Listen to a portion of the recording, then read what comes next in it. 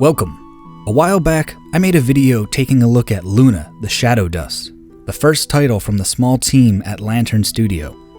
In that video, I talked about my excitement for Luna and my appreciation for the game's visual style, as well as the hand-drawn animation. Well, now that Luna has been released, I'm here to not only talk about my experience with the game, but to also talk to the creator herself, Beidi Guo, who wrote the story, illustrated the beautiful world, and animated the game's cutscenes and character movements. First, a quick recap of Luna the Shadow Dust. Luna is a hand-drawn, point-and-click adventure game which tells the tale of a young boy who awakens in a strange world next to a large tower, with no memory of how he found himself in those circumstances. As the player, you make your way up the tall structure, moving room to room, solving each of the room's puzzles to uncover not just the boy's history, but also that of the tower. The game certainly did not disappoint, with its beautiful visuals and satisfying puzzles, but it also went further than I expected when it came to the world building. As you move through the tower, you find the world of Luna is detailed beyond that which could even fit inside the game itself. Though these aspects may not all be directly spelled out in the playthrough, they are there in the background. In the paintings on the wall, the stories written in books cataloging the world's history, in the stories passed down through the generations. Given that the paintings are images to be interpreted and the stories are written in an unknown language, there's a great mystery to this world.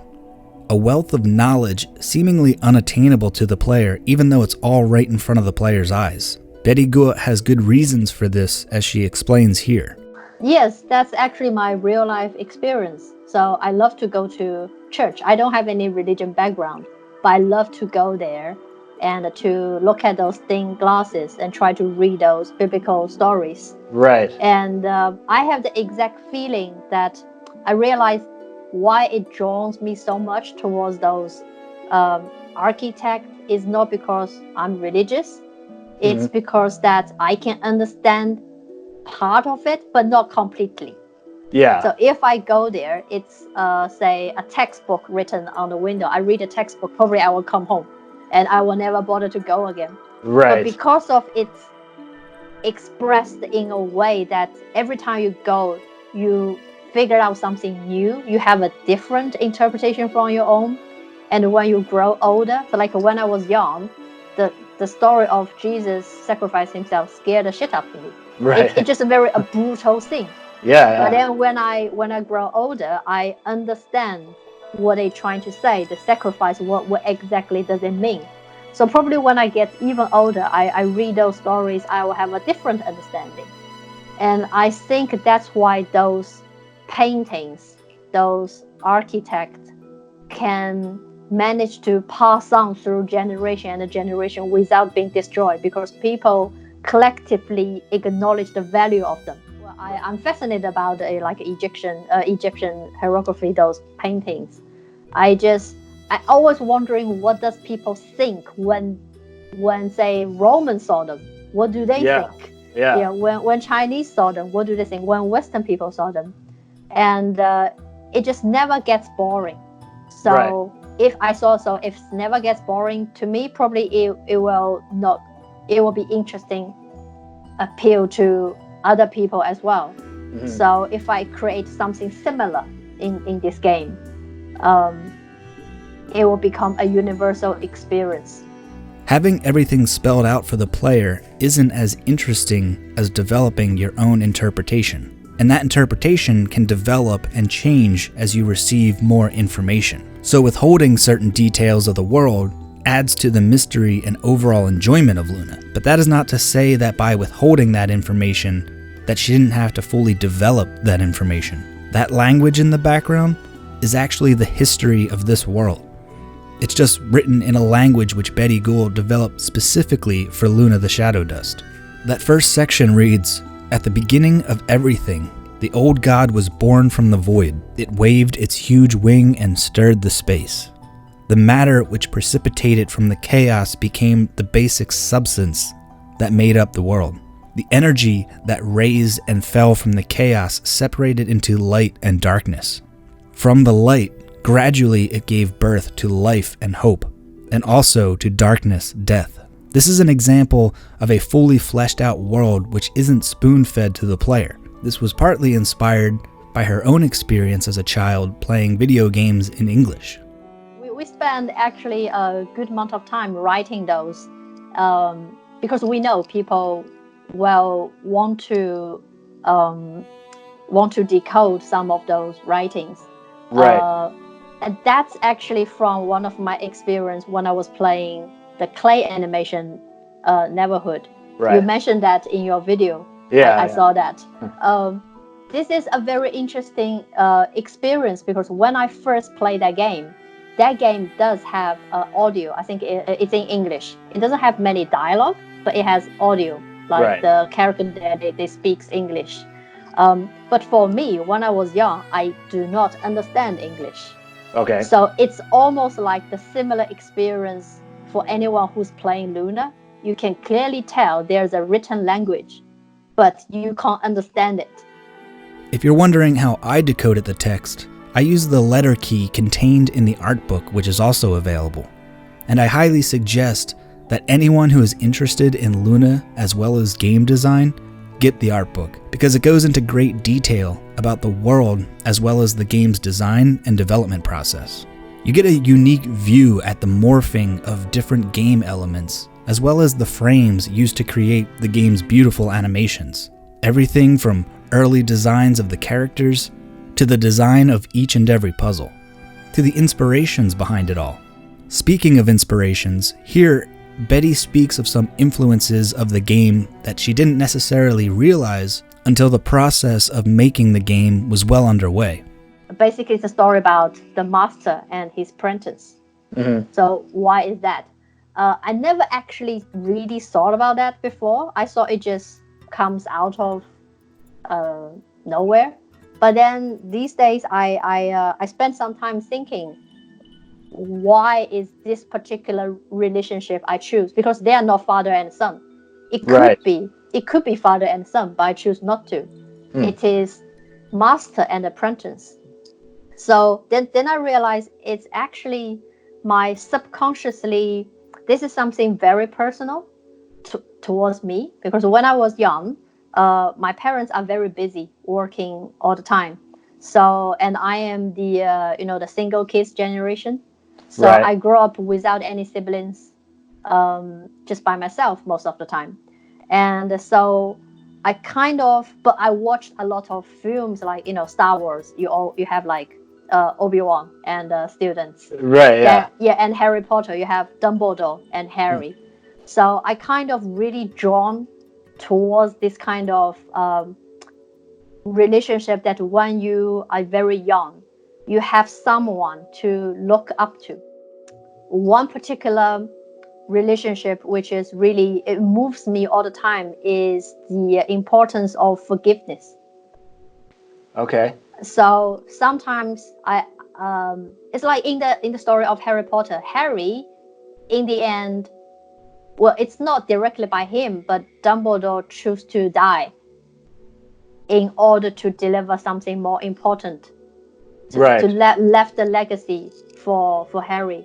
Mm-hmm. This is a very, very strong trust that I sometimes, almost I can say, I long for.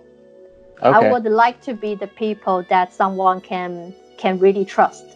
Can someone really rely on me? Am I elder enough to give my suggestion to the young generation? Mm-hmm. So I think with all these kind of thoughts in my back of my head, that's why I create these two characters. I want to explore more this kind of relationship through the story. So subconsciously, I pick the relationship as a master and his apprentice. It's almost like a lesson I wrote to educate myself, to tell me what to do when I become someone old, that I need to trust the young people to have their own point of view, to mistake.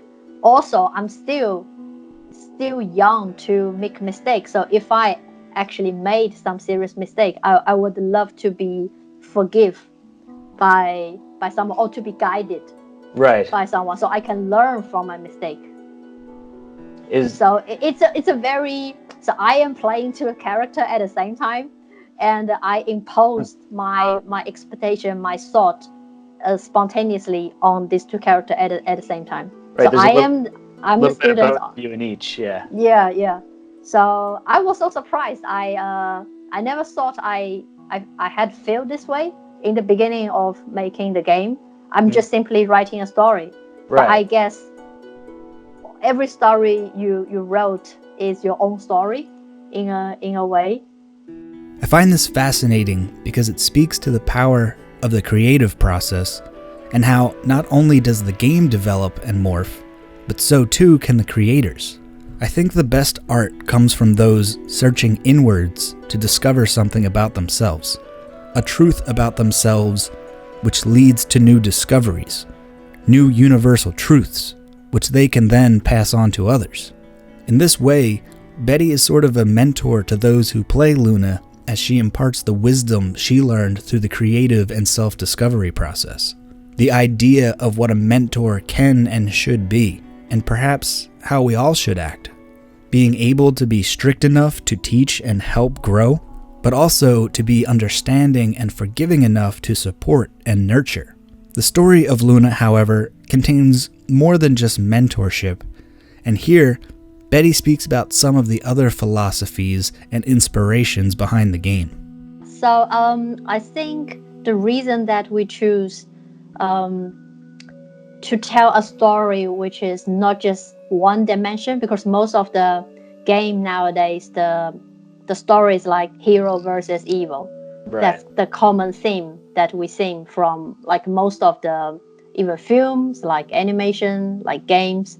So it's pretty cool because it's one of the kind of storytelling that people are familiar with. So people instantly get your story.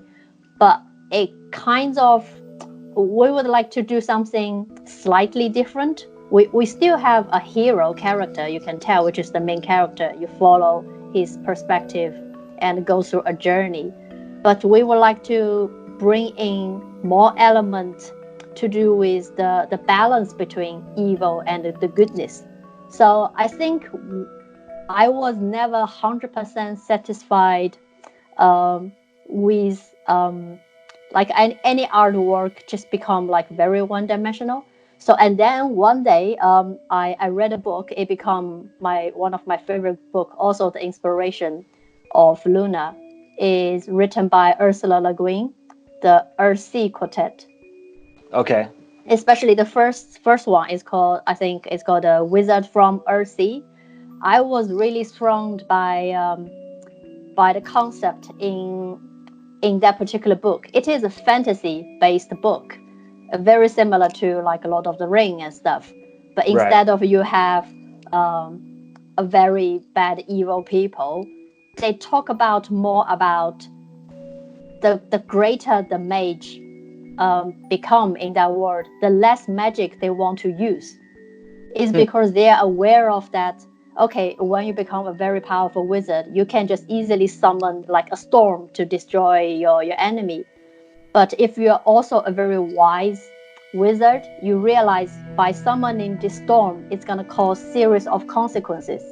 It's going to cause flood somewhere very far away on the island. So in that first book, the master of the main character, he's been given a nickname like the Silent Mage or something like this, because he feels like the more he uses magic, the more he talks about how great the magic is, the more damage actually he causes towards the world. So he feels like if you truly understand the power of any that as a mage that you can hold, you will try to use less magic as possible. So that kind of philosophy really struck me, and it kind of gives me a different perspective of storytelling. I have not read Ursula Le Guin's Earthsea series myself, but the elements of it which Beidi describes here, as well as that which I've read from some minor research into the series, sound fascinating And you can certainly see these elements within Luna's story. That being said, I want to try and avoid spoilers as much as possible, so I'll avoid specific examples.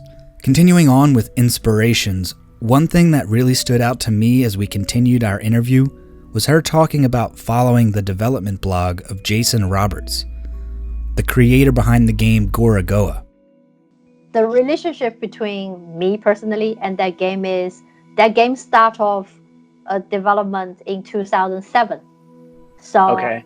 I was watching this guy almost like from day one, that I just stumbled into her personal blog, and he said that, okay, I want to probably make a side project on my own. Mhm. Then I followed his journey for 7 years, and then in the end he created this magnificent game. This game is very, very important to me. And also by reading other developers' devlog has taught me in a way of how to design a game as well. Mhm. Because like only years, we started developing Luna in 2015. So that's almost like 5 years later after I read his blog. Okay. Yeah, so by the time he already closed his blog, so you can no longer find his personal development blog on internet anymore. But I did some internet grave digging. I used some archive software, which is they capture snapshots of your website randomly. Yeah. It's like So the Wayback Machine or something. Yeah. So I find all those dev update back. So I save them as PDF on my computer, so I can still read them even Right. he closed his website. But I just feel I didn't know that so many ideas of how to design a game I was learned from his personal blog. This stood out to me because it's not all that dissimilar from what I do here on Inward Games, following game creators and the development process of their games. In this case, Beidi used that knowledge to help create and inspire her own game. It just goes to show how development blogs and things of the sort can be not just interesting for fans to follow, but guidance for new developers as well. Some things, however, can only be learned by doing them and adapting. Beidi gives some insight into this as she explains growing to think differently to communicate ideas to people of different disciplines. I would like to learn something from making the game. It's like I learned so much because if I make the story of Luna into a graphic novel, I will be still doing the same thing that I know, that I'm an illustrator. Right. But when you have to work with someone else to make a game, it's just so unexpectedly difficult that I work with other people before or in the team, but when you need to work, when you need to make a game, you almost have to learn so many things from scratch. So I have to learn how to communicate with music composer and programmer. Three of us think things in totally different way creatively. And sometimes we can have a big argument. It's really funny. I can give you an example. Like in one of the level, which is the island, you ride in the boat and travel between the little island. On the background, I would like to have some shooting star. So every now and then you have shooting star. So I tell, this is my requirement for the program. I say, can you add some random shooting stars in the background? Then my programming come back with a question like, how random do you want? Then it got me thinking that, yes, I really have to think it through, because there are millions of ways of the percentage of the size, the frequency of a shooting star is gonna drop. And then I'm actually is describing a very abstract thing to our programmer, but for his side, he need data. He needs numbers. He needs equation. So it forced me to have to think in his way as well. So I learned how to communicate with programmer better throughout these 4 years. So I will tell him. So later on, I become like, okay, I need shooting stars. So here's my requirement. Within the size of say 1,000 plus 1,000, I need every minute a shooting star appear in say 45% appearing rate or something like this. You Oh, have wow. to tell him in this way, then he understands what you really want to achieve visually. Following the more technical side of things, as well as working in a team, Beidi describes the debate and decisions regarding the axed inventory system, as well as how those decisions affect animations and vice versa. It is, in the very beginning, we had this big argument about whether we want to keep the inventory or not. Most of the point-and-click puzzle game, you have an inventory system. Right. And if we did include this in the beginning, it could have saved us a lot of time on design certain puzzles. It just makes the interact easier for the player and for us. But we decide not to have that. One of the reasons is because that it will create an extra icon or UI design that required. It breaks the whole game experience. Like anything pop up, it reminds you are in a game. Because of we're not gonna have any inventory, the character have to really interact with any object that we put there. So if there's a handle, you have to make the animation that he works there, stop, put the hand on, pull the handle, and release. So it just 5 extra set of animation we have to make. And then obviously you can't just only interact with handles, that's just boring. Right. Say like ladders, boxes, stones that you can step on. All of this interaction requires just extra set of animation. And we try to use them not just once, otherwise it's just a waste of resources. So if we have something that you can push, we make sure that whether it's a box, it's a stone, or it's the big mouse, they are the same size. So the animation, we can use the same set of animation when you interact with them. And the ladder gap has to be all the same. The material can be different. It can be wooden, it can be metal ladder. But as long as the gap is the same, the climbing ladder animation, we can just use the same set of animation. In animation, it is already very time consuming. So when animator approach the design, you think what was the most time efficient way to design your character. Like I think in the book I mentioned that the hood we put on this character initially to avoid animate the hair. Right. Yeah. That was a funny bit in the book. Yeah. But in the end, I still have to animate those bunny ears. So it defeats the purpose. Finally, after spending years to develop the game, it comes time to release it out into the world. The moment of truth when people finally get their hands on the game and start experiencing all it has to offer. The whole game took us 4 years to complete. Right. So when we were in the middle and towards the end of it, we kind of feel you don't see the game anymore. All you see just problems. You kind of there's a bit which is you completely lost touch with the game because you've seen it every day, and no matter how much you like it to start with, you kind of tired of it.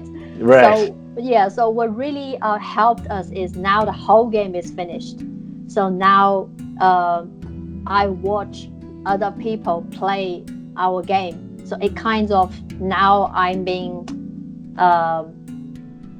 borrow a fresh eye to view the complete game from the beginning as a player instead of a developer.